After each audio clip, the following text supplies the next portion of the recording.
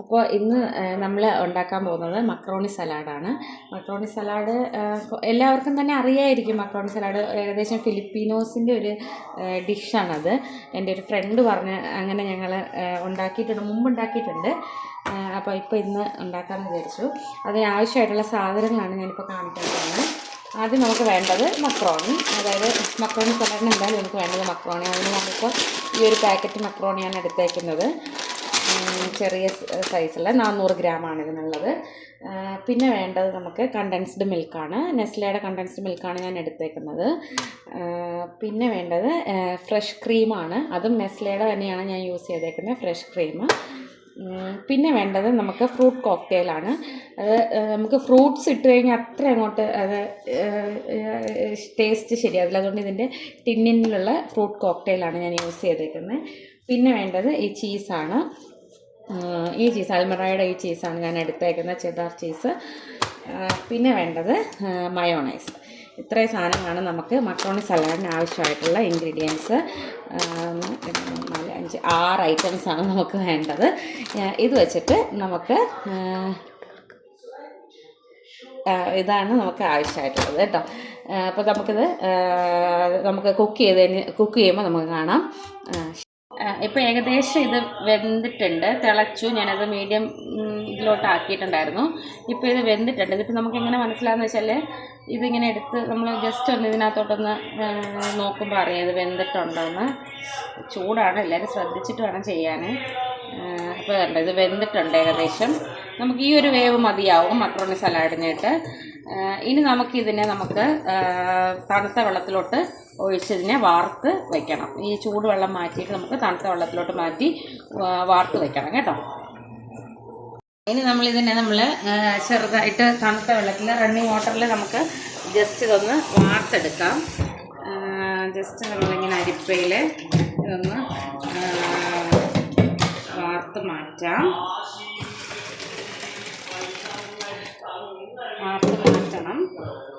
കുറച്ചൊന്ന് വെള്ളത്തിൽ ഇതാക്കുക, അല്ലെങ്കിൽ അത് ഒട്ടിപ്പിടിക്കത്തില്ല. നമ്മൾ എണ്ണ ഒഴിച്ചതുകൊണ്ട് ഒട്ടിപ്പിടിക്കത്തില്ല. ജസ്റ്റ് ഒന്ന് ഇതാക്കാൻ വേണ്ടിയിട്ടാണ് നമ്മൾ ഈ തണുത്ത വെള്ളത്തിലൊന്ന് ഇതാക്കി എടുക്കുന്നത് കേട്ടോ. മതിയാവും. ഇനി നമുക്കിതൊന്ന് വെള്ളം വാർന്നു പോകാൻ വേണ്ടിയിട്ട് നമുക്കിതൊന്ന് കുറച്ച് സമയത്തേക്ക് വെച്ചേക്കാം. ഒരു 5-10 മിനിറ്റ് ആകുമ്പോഴത്തേക്ക് അതിൻ്റെ വെള്ളമെല്ലാം വാർന്നു പോയിട്ടുണ്ടാകും. അത് കഴിഞ്ഞിട്ട് നമുക്ക് ബാക്കിയുള്ള കാര്യങ്ങൾ ചെയ്യാം. ഊറ്റി മാറ്റി വെച്ചിരിക്കുന്ന മക്രോണി പാത്രത്തിലോട്ട് തട്ടുവാണ്. ഒരു പാക്കറ്റാണ് ഞാൻ എടുത്തേക്കുന്നത്. മക്രോണി എടുത്തു നമ്മൾ. അപ്പോൾ ഇത്ര ഞാൻ ജസ്റ്റ് ഇതിന് വേണ്ടിയിട്ട് ഉണ്ടാക്കാൻ വേണ്ടിയിട്ടാണ്. അത് കഴിഞ്ഞ് നമുക്ക് ഇടേണ്ടത് മയോണൈസാണ്. മയോണൈസ് നമ്മുടെ ഇഷ്ടത്തിനനുസരിച്ച്, അതിന് കണക്കും കാര്യങ്ങളൊന്നുമില്ല. നമ്മുടെ ഇഷ്ടം, നമുക്ക് എങ്ങനെയാണോ ടേസ്റ്റ് അത് വെച്ചിട്ട് നമുക്കിടാം. ഇപ്പോൾ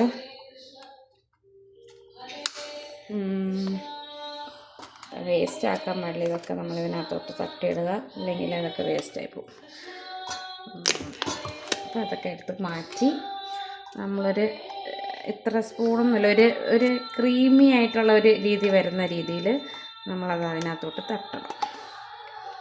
എന്നിട്ട് മിക്സ് ചെയ്യണം. നമുക്ക് മിക്സ് ചെയ്ത് നോക്കാം. എല്ലായിടത്തും നമുക്കത് മിക്സ് ചെയ്ത് പിടിപ്പിക്കണം. ഇത് എത്രത്തോളം നല്ല ഉണ്ടാവുമോ അത്രത്തോളം ടേസ്റ്റാണ് ഇതിന്. വളരെ ടേസ്റ്റി ആയിട്ടുള്ളൊരു സാധനമാണ്. ഞാനിപ്പോൾ വർക്ക് ചെയ്യുന്നിടത്ത്, മുമ്പ് വർക്ക് ചെയ്യുന്നിടത്തല്ല, മുമ്പ് വർക്ക് ചെയ്യുന്നിടത്ത് എൻ്റെ ഫ്രണ്ട്സ് അവരുടെ ബർത്ത്ഡേക്കും ഇതിനൊക്കെ ഫങ്ഷനും ക്രിസ്മസിനും ന്യൂ ഇയറിനൊക്കെ ഉണ്ടാക്കുന്ന ഒരു പ്രധാന ഡിഷ് അവരുടെ. അപ്പോൾ ഞാൻ കുറച്ചുകൂടെ അതിനകത്തോട്ട് ഇടുക. എൻ്റെ മക്കൾക്ക് മയോണൈസൊക്കെ ഭയങ്കര ഇഷ്ടമായതുകൊണ്ട് അതുകൊണ്ട് ഇച്ചിരി അധികം ഇടുകയാണ്. അതൊക്കെ ഓരോരുത്തരുടെ ഇഷ്ടം പോലെയാണ് കേട്ടോ. അപ്പോൾ ഞാൻ സ്പൂണിലുള്ളതും കൂടെ അതിനകത്തോട്ട് തട്ടി ഇടുക അങ്ങനെ. അപ്പോൾ അതും കൂടെ അങ്ങനെ നമ്മൾ മിക്സ് ചെയ്യണം ഇതിനായിട്ട് കേട്ടോ. മിക്സ് ചെയ്തതിന് ശേഷം നമ്മളിനി അടുത്തിടാൻ പോകുന്നത്,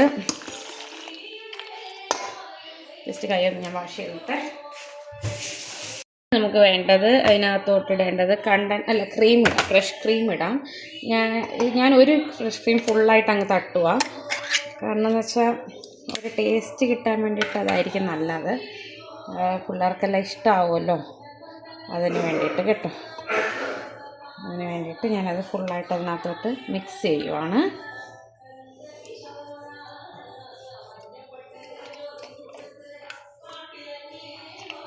ഒരു സ്പൂൺ എടുക്കട്ടെ.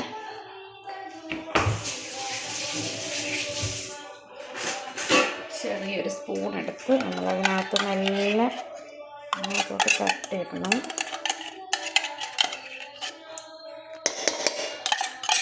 ശരിക്കും പറഞ്ഞാൽ ഇത് വളരെ ഈസിയാണ്. ഒരു 5-10 മിനിറ്റിനുള്ളിൽ നമുക്ക് പ്രിപ്പയർ ചെയ്യാവുന്ന ഒരു ഡിഷാണിത്. കുട്ടികൾക്കൊക്കെ വളരെ ഇഷ്ടമാണ്. കാരണം വെച്ചാൽ മധുരമൊക്കെ ഇഷ്ടമുള്ള കുട്ടികൾക്കെല്ലാം മധുരം ഇഷ്ടമുള്ള കുട്ടികളാണ്. ഓൾമോസ്റ്റ് കുട്ടികൾക്ക് മധുരം ഇഷ്ടമാണ്. അപ്പം അവർക്കൊക്കെ ഭയങ്കര ഇഷ്ടമാവും ഈ ഒരു ഡിഷ്. ഇനി നമുക്കത് മിക്സ് ചെയ്യാം. എല്ലായിടത്തും എത്തുന്ന രീതിയിൽ മിക്സ് ചെയ്യണം. മിക്സ് ചെയ്തതിന് ശേഷം ഇപ്പോൾ ഒരു കണ്ടോ, നമുക്ക് ഈ രീതിയിൽ കിട്ടണം. കണ്ടോ, ഇങ്ങനെ ഒരു നല്ല ഒരു ഇതായിട്ട്. അപ്പോൾ അതെല്ലാം കൂടെ ഒന്ന് മിക്സ് ചെയ്ത് എടുത്ത് വച്ചതിന് ശേഷം നമുക്ക് കണ്ടൻസ്ഡ് മിൽക്ക്. പക്ഷേ കണ്ടൻസ്ഡ് മിൽക്ക് ഞാൻ ഒരു പാക്കറ്റ്, ഒരു ടിന്നാണ്, അത് ഫുള്ള് ഞാൻ ഉപയോഗിക്കുന്നില്ല. കാരണം ഒത്തിരി മധുരമായി പോകും. ഇതൊരു ഹാഫ് ടിന്ന് മതിയാവും. നമുക്കിഷ്ടമുള്ള മധുരം, നമ്മുടെ മധുരമാണ് അതിൻ്റെ കണക്ക്. അല്ലാതെ ഇതിന് പ്രത്യേകിച്ചൊരു കണക്കും കാര്യങ്ങളൊന്നുമില്ല. നമ്മുടെ ടേസ്റ്റാണ് അതിൻ്റെ അളവ്. അത് അത്രയേ ഉള്ളൂ. അപ്പോൾ അത് നമുക്ക് കുറച്ചിങ്ങനെ ഒഴിക്കാം. ഒരു 1/2 ടിൻ ഇപ്പോൾ ഞാൻ ഒഴിച്ചിട്ടുണ്ട്. നമുക്ക് നോക്കാം. എന്നിട്ട് ടേസ്റ്റ് നോക്കിയതിന് ശേഷം മാത്രം ബാക്കി ആഡ് ചെയ്താൽ മതിയാകും. ഇതിനിടയിൽ കൂടെ എൻ്റെ മോനത് കട്ട് തിന്നുന്നുണ്ട്, അത് വേറൊരു കാര്യം. അപ്പം അതിൻ്റെ ഇടയിൽ നമുക്ക് ഇതൊന്ന് ടേസ്റ്റ് ചെയ്ത് നോക്കിയതിന് ശേഷം മാത്രം അടുത്ത് കണ്ടൻസ്ഡ് മിൽക്ക് ചേർക്കാവൂ. കണ്ടോ, ഇപ്പോൾ കണ്ടോ ഒരു ഇതുണ്ട്. എനിക്ക് കുറച്ചുകൂടെ മധുരം ആവശ്യമാണ്. അതുകൊണ്ട് ഞാൻ കുറച്ചുകൂടെ മധുരം ഇടുക. ഇപ്പോഴൊരു ഇച്ചിരി ടേസ്റ്റ് എനിക്ക് തോന്നുന്നു ഫുൾ ഒഴിക്കേണ്ടി വരുമെന്ന് തോന്നുന്നു. ഞങ്ങൾക്ക് ഇവിടെ എല്ലാവർക്കും മധുരം ഇഷ്ടമാണ്. അതുകൊണ്ട് ഇങ്ങനെ മോൾക്ക് മാത്രമേ അധികം അങ്ങനെ മധുരത്തോട് താല്പര്യക്കുറവുള്ളൂ. പക്ഷേ ബാക്കി എല്ലാവർക്കും മധുരം ഇഷ്ടമായതുകൊണ്ട് ഞാൻ കണ്ടൻസ്ഡ് മിൽക്ക് കുറച്ചുകൂടെ മുതലോട്ട് ആഡ് ചെയ്തിട്ടുണ്ട്. ഇനി നമുക്ക് ടേസ്റ്റ് ചെയ്ത് നോക്കുന്നൂടെ. ഇപ്പോൾ ടേസ്റ്റ് ചെയ്തപ്പോൾ ഞാൻ തന്നെ കഴിച്ച് തീർക്കുന്നതാണ്. നമുക്ക് ആവശ്യത്തിനുള്ള ടേസ്റ്റ് ആയിട്ടുണ്ട് കേട്ടോ.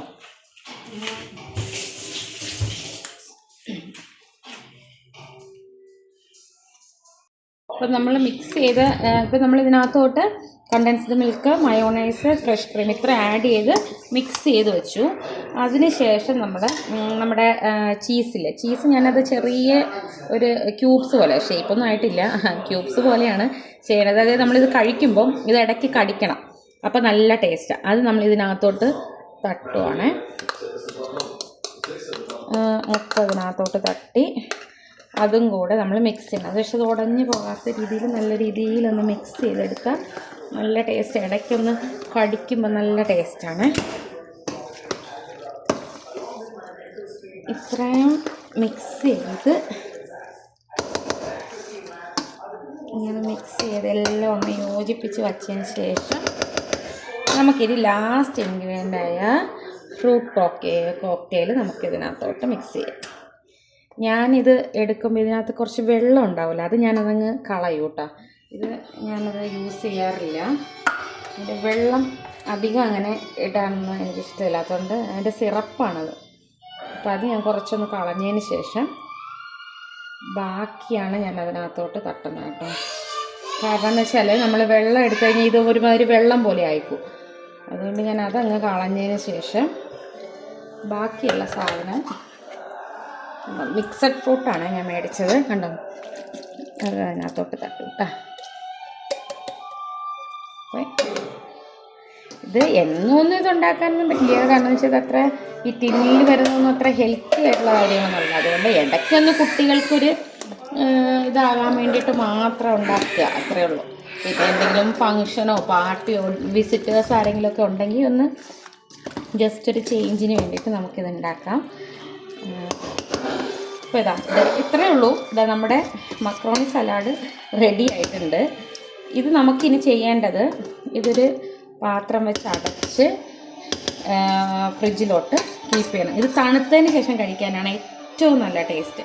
തണുത്തിട്ട് കഴിക്കുക, അല്ലാതെ ഇങ്ങനെ നമ്മൾ ഡയറക്റ്റ്ലി കഴിക്കുമ്പോൾ അത്ര വലിയ ടേസ്റ്റ് വരത്തില്ല. പക്ഷേ തണുപ്പിച്ചിട്ട് കഴിക്കുക. അപ്പം നമുക്കിതിന് ഒരു പാത്രം വെച്ച് അടച്ച്, ഒരു മിനിറ്റ് മോനെ കിടന്നോ, ഒരു പാത്രം വെച്ച് അടച്ച് നന്നായിട്ട് അടച്ചിട്ട് ഫ്രിഡ്ജിലോട്ട് വയ്ക്കാം.